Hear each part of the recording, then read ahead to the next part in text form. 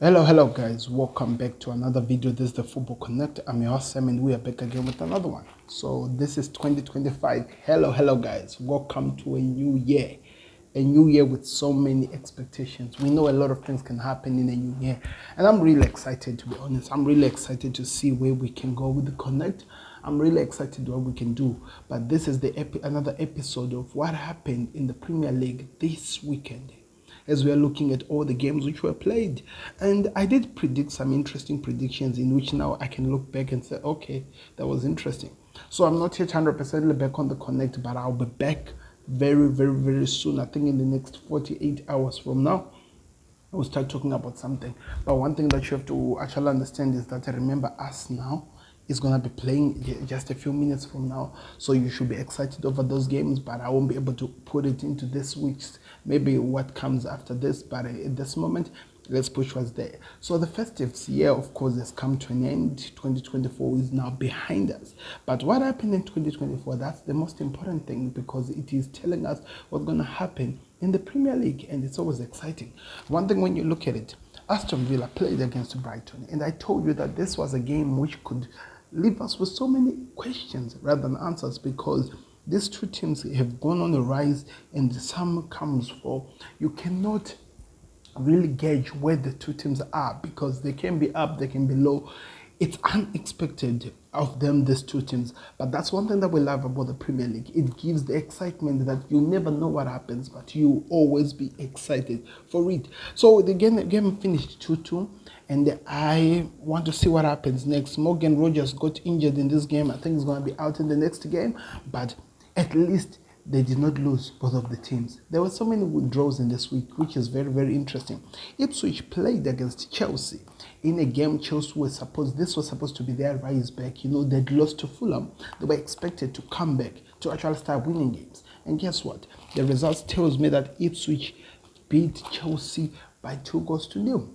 Penalty in which Chelsea fans are still up to now call it that it was not a penalty.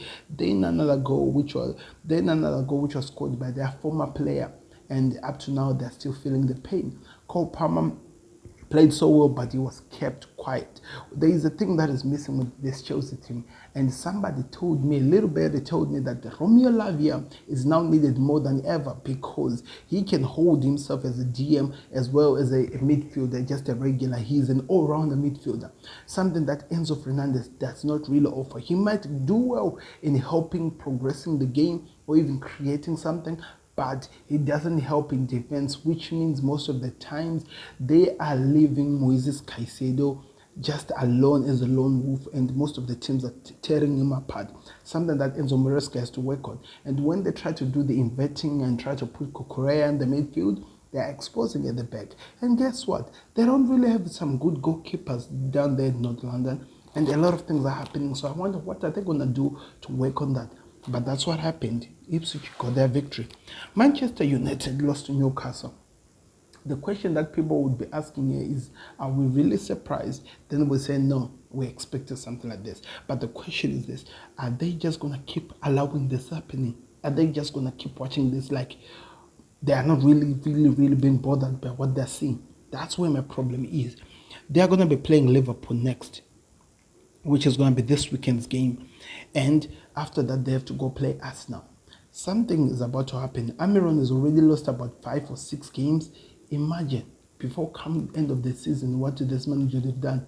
Some managers has been sacked for less than this, and yet he's still the manager. I'm not saying that you should get him rid of him, but he plays a different types of game of this. I just saw in a report recently, like today, where United refused to get him because he played a different football to what United play, and yet they went in and got him. And they don't have money to buy any players in January, according to reports. We were told the same report, to be honest, last summer, and we were proven wrong. So we never know, but now questions have to be asked. What's going to happen by this? Because it will cause chaos, I'm sure about that. Then, of course, Leicester City played against the City, the first team to actually give Manchester City a victory. It was not a good game, to be honest. City struggled, and I think Leicester City, The reason why they did not get anything out of this game was how they could just not finish up the chances that they were creating.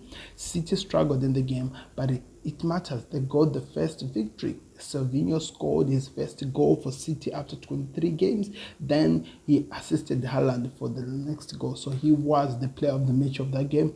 But it's nice to see Pep Guardiola smiling going to 2025. It's always nice. Then Everton lost to Forest. So this was the Everton that people were telling us that this team can beat anyone. Yet they lost to Forest. So you see what the Premier League really shows you. You might be good at something, but you cannot always be good at everything. And we've seen it in this game. And it was really interesting. Crystal Palace beat Southampton by 2-1. This should never come as a surprise to anyone who has been watching the Premier League. Southampton had the team that every team beat, and that they are beaten, it doesn't even bother us at all.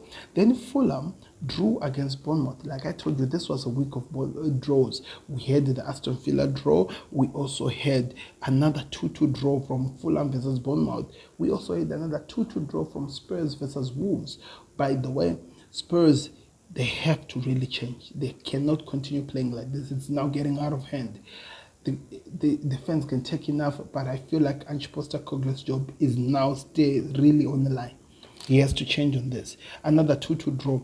If you look at really in the Premier League, which is really interesting, there was a 2-2 goals on the Aston Villa, a 2-goal win from Ipswich, a 2-goal win from Newcastle, a 2-goal win from City, a 2-goal win from Forest, a 2-1 from Crystal Palace, a 2-2 draw, a 2-2 draw. Then Liverpool broke the cycle by beating Westham by 5-0. They could have been 10. I'm telling you. They allowed this Liverpool team time to have excitement with whatever they were doing. How do you give a man like Salah so much spaces to cause chaos to you? I saw that game and I was like, are these guys understanding that there's a reason why this team is on top of the league? It's because players like Salah are having a supernatural, like out of human performance that they're offering each and every week. They gave him so much space. He scored the first. He assisted the first goal to Gakpo.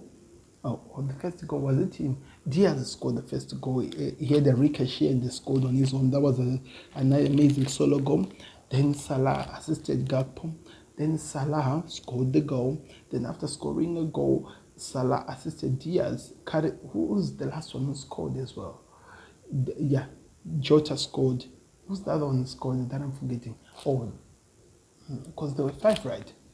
So Salah, Gakpo, Jota, and then we say Diaz.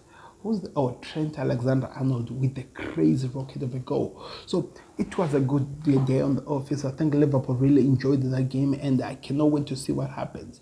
But that's everything that is looking like. It looks like no one can come close to them. They are running away with this league like there's no one who's participating with them. There's no one who's going to challenge them. It's really exciting to see because they are looking like the real deal when we really try to look at how teams are performing in the Premier League. And I cannot wait to see where they go. But the excitement that they are building to the fan base, to the people who are watching, it's out of this world. But anyway, I'll be here for more people. Arsenal are going to be playing, remember, like I told you, and I told you I'm not yet back until maybe the next 48 hours.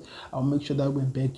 2025 is here now. Let's see what we prepare for. Don't forget to click the like button, subscribe to the content. And again, maybe this video might come after the Arsenal game, but we don't have the Arsenal result here because when I did the filming and where I uploaded this thing was very far away from where I'm going to be watching the game. Because a lot of things are happening. Like I told you, I'm still, child watching. She's still recovering. But anyway, thank you very much for watching. I've been your Sam. I'll see you on another one. Don't forget to like the video, subscribe to Connect. We'll see you on another one. We're out. Peace. Subscribe to the Connect.